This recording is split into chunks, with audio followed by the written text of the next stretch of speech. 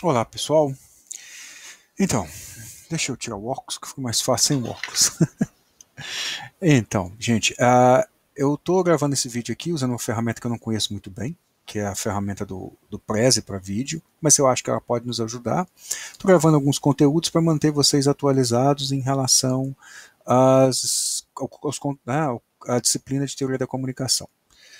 Para quem não é da universidade, deixa eu só me apresentar. Meu nome é Daniel, sou professor da Universidade Federal de Goiás, sou graduado em jornalismo e graduado em filosofia, tenho um mestrado em filosofia alemã contemporânea e com uma tese sobre antropologia filosófica no Heidegger, e tenho um doutorado em comunicação pela UNB com uma discussão sobre o conceito de comunicação na fenomenologia contemporânea não, fenomenologia alemã, que é a relação entre Heidegger e Gadamer no conceito de comunicação.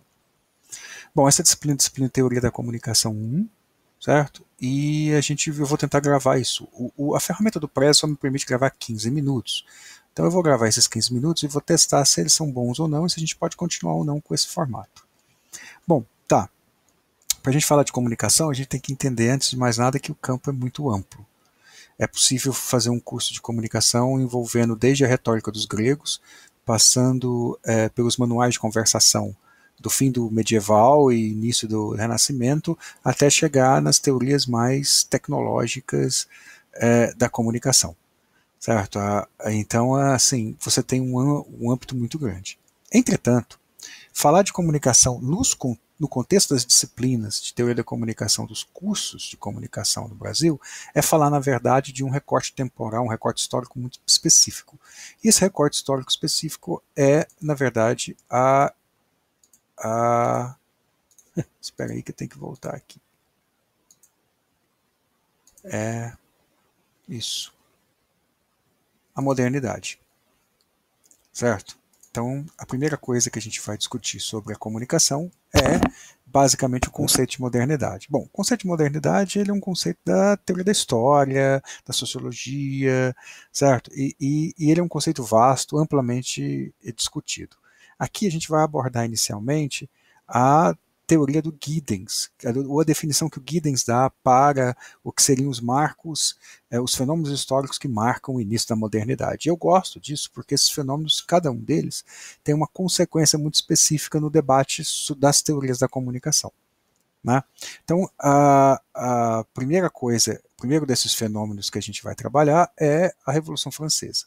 Bom, a Revolução Francesa era famosa, vocês já viram ela em outros contextos, tem muito material, inclusive na internet, se você quiser pensar, pesquisar sobre a Revolução Francesa, mas o importante dela para nós é que a Revolução Francesa, para o estudo em comunicação, ela estabeleceu alguns conceitos que são fundamentais. Né? O primeiro dele é o conceito de Estado-nação, portanto, a característica dos Estados soberanos, né? E a ideia de democracia. Dentro da ideia de democracia, especificamente, a noção de esfera pública, ou esfera pública mediada, ou marketplace of ideas, ou seja, a ideia de que você tem um debate público sempre constante, e isso é parte da estrutura, né, política da sociedade. Então, isso é uma característica da nossa modernidade, as democracias liberais. No contexto dessas democracias liberais, o conceito específico de cidadania. Então, esse caráter, a Revolução Francesa, é extremamente importante para a gente poder entender as teorias da comunicação que vão se articular para explicar o fenômeno da comunicação dentro da modernidade, obviamente. A segunda é a Revolução Industrial. A Revolução Industrial dá à comunicação a capacidade de operar tecnicamente. Então, se você pega algum autor importante como McLuhan, por exemplo, ele vai dizer que o problema da técnica é essencial e fundamental, é ontológico, se você quiser usar o termo, para se discutir a comunicação. Não tem como discutir a comunicação sem discutir os impactos da tecnologia no tecido social e na cultura. A mesma coisa para um antropólogo americano chamado James Carey. Né? Então, assim, o desenvolvimento da capacidade industrial, da ciência, da técnica, certo, nos permite discutir a comunicação nos termos entender como as teorias discutem a comunicação no contexto da modernidade. Por fim, o iluminismo, que nos dá a ciência, nos dá o império da razão, e a gente vai ver que várias práticas, né, ou várias profissões dentro do campo da comunicação operam com o background do iluminismo. O jornalismo, por exemplo, o conceito de objetividade, ela é claramente uma consequência do iluminismo, a mesma coisa a ideia de uma imagem pública que está na publicidade, na imagem pública, nas relações públicas, e a ideia da publicidade, que é a noção de sedução contemporânea através dos meios de comunicação. Todos esse caráter desses três fundamentais, esses três pilares fundamentais, articulam um horizonte histórico no qual emerge o fenômeno para o qual as teorias que a gente vai estudar querem desenvolver uma explicação. Certo? Então, o importante é isso. Todas as teorias da comunicação dialogam com esses fenômenos, portanto, dialogam com a modernidade. Né? Por isso que é importante ter em mente esse caráter que é o caráter da modernidade. Depois eu vou explicar um pouco mais como é que a modernidade modificou experiências cotidianas que tem muito a ver com o aparecimento dos meios de comunicação. Né? Sabendo que uma teoria da comunicação é maior do que uma teoria dos meios de comunicação. Se pegar, por exemplo, a ação comunicativa do Habermas, ela pouco fala de mídia, pouco fala de meio de comunicação de massa, mas os meios de comunicação de massas vão se tornar, vamos dizer assim, o locus privilegiado no qual as teorias operam para explicar o fenômeno. A maioria das teorias estão falando de teorias de comunicação de massa, especialmente as teorias que aparecem no início do século XX, que é onde elas todas vão aparecer, final do século XIX, início do século XX. Certo? Muito bem. Para a gente entender direitinho o que nós estamos estudando, é importante a gente ter uma noção do que é uma teoria. Certo? E para entender o que é uma teoria, eu vou trazer alguma coisa mais próxima da minha base filosófica. Né? O objeto da comunicação a gente não vai tratar necessariamente agora, mas é entender que ele está ali nesse entroncamento, nesse cruzamento entre elementos socioculturais, econômicos e materiais. Materiais aí que eu estou tentando dizer, eu vou explicar depois. Né? Então, existe uma tensão ontoepistemológica no objeto comunicacional que torna possível que uma teoria matemática o explique e que uma teoria cultural o explique. Certo? Sendo que essas duas teorias partem de bases ontológicas e epistemológicas completamente distintas. E essa tensão não se resolve numa teoria que consiga unificar esses elementos. Então, essa é característica do objeto comunicacional. Mas o importante para nós é ter uma noção de teoria. A noção de teoria aí é a noção mais clássica, mais básica e mais simples da teoria que é para a gente iniciar o debate. Você vai ver que cada teoria vai se pensar como uma teoria de um aspecto um pouco distinto, mas todas elas vão ter essa característica quando você estiver lendo os textos ou estudando. Essencialmente, uma teoria é um conjunto de ideias articuladas, ou conceitos articulados entre si, com o objetivo de descrever, explicar ou prever estado de coisas no mundo, fenômenos. Né? Toda teoria procura oferecer uma explicação geral para fenômenos particulares identificados através de observação empírica. Então, basicamente, a teoria tem essas características, que são características de você ter um conjunto de conceitos ou ideias que dialogam e conversam entre si, orientados para a explicação de um fenômeno que ocorre no mundo. As teorias da comunicação não têm um aspecto altamente abstrato que tem algumas teorias filosóficas ou lógicas, matemáticas.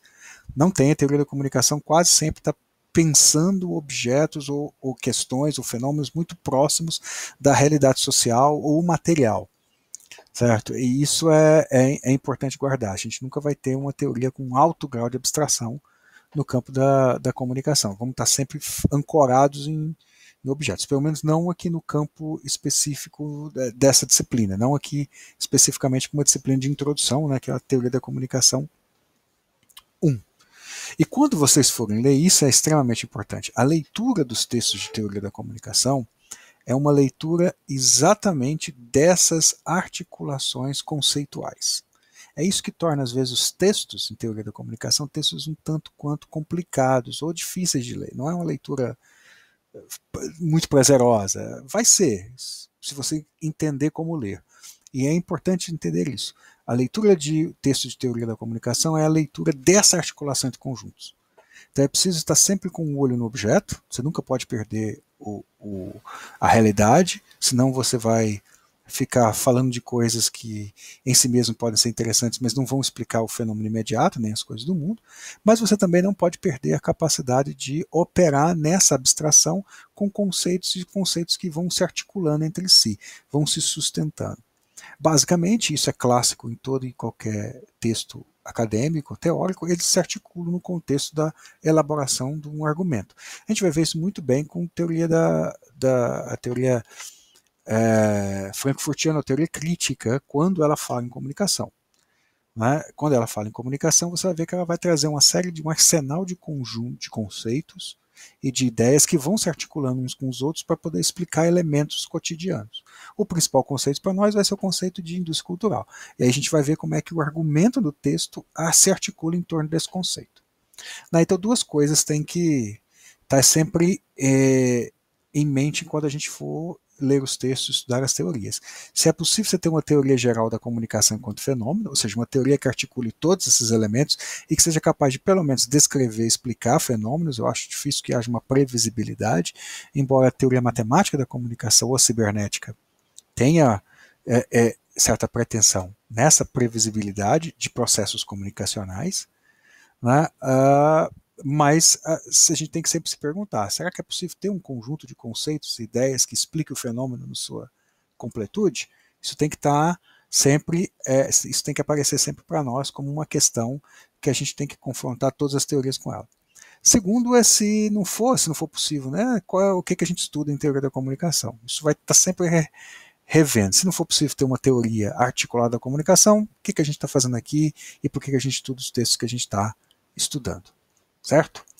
Então tá, vamos para frente. Outro elemento importante, né, da teoria da comunicação é que uma série de temas vão se repetir, vão aparecer em várias e várias teorias. Né? Esses temas eu estou pegando, que são basicamente o recorte temático do campo das teorias da comunicação.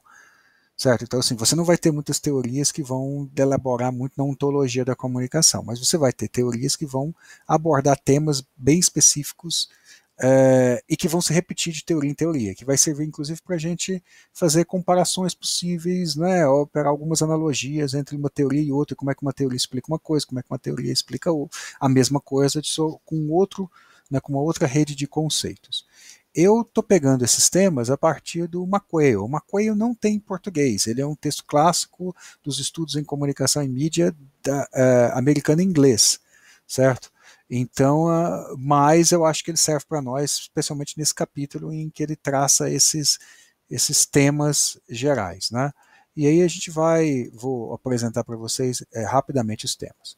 Como a gente só tem nessa plataforma 15 minutos, eu vou gravar esses 15 minutos, depois eu gravo mais 15 discutindo apenas os temas apresentados pelo Macquail. Certo? Esses temas são tempo, espaço, poder, realidade social, sentido, e aí eu estou usando uma coisa do Bedeutung versus Sinn, que é uma diferença entre significado e sentido, né, no que ele tem de existencial e aquilo que ele tem de, por exemplo, operação cognitiva ou lógica, causalidade, determinismo, mediação, identidade, diferença cultural e governança. Esses temas, que são os temas do Macquail, eles vão estar sempre retornando nas diferentes teorias da comunicação que a gente vai trabalhar. Então você vai ver que várias teorias têm uma discussão sobre o tempo, outras têm uma discussão sobre o espaço. A gente vai ver que todo esse princípio de trabalhar a modernidade tem a ver com modificações radicais na nossa experiência do tempo e do espaço. Você vai ver que tem muita teoria da comunicação que trabalha o poder, várias trabalham em diferentes níveis e com diferentes conceitos de poder.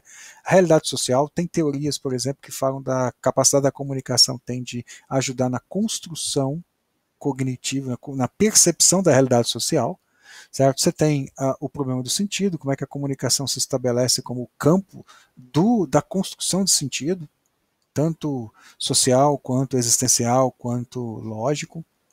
Mas você tem causalidade e determinismo, tem teorias da comunicação que tendem a entender nesse sentido da causalidade, a mediação, que é um conceito forte no Brasil, identidade, diferença cultural, que estão os estudos culturais, e o processo de governança, que tem a ver muito com a comunicação enquanto política pública e quanto apoio de políticas públicas, que é o que a gente está vendo, por exemplo, nessa pandemia e o ataque do Covid, certo?